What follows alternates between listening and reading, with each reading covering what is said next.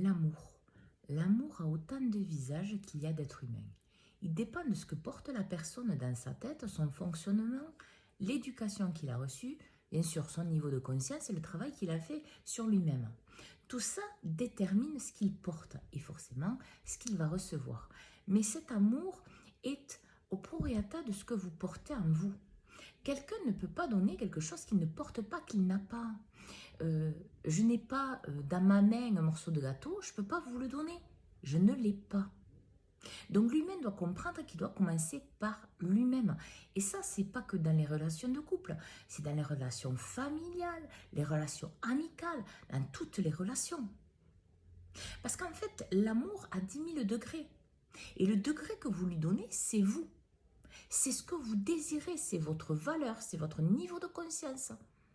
Alors, si dans votre tête, parce que l'amour le plus élevé, c'est celui qui est aligné avec votre cœur, avec votre âme, avec vos parties les plus élevées, avec votre état de conscience, avec l'alignement avec vos valeurs.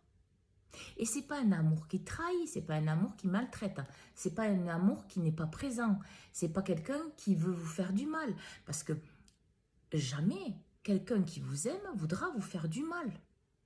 C'est pas de l'amour en fait, c'est de la manipulation, c'est de la perversion. Tout ça, c'est pas de l'amour authentique et sain. Tant que l'humain y porte les souffrances de son manque d'amour de lui-même, les souffrances de son alignement face à lui-même, il ne pourra pas avoir de relation saine avec les autres, tout simplement parce qu'il n'a pas de relation saine avec lui-même. Il se maltraite. Il a de mauvaises habitudes, mais il continue.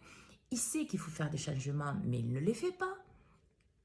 Il acte des actions à l'extérieur, mais ce n'est pas les bonnes.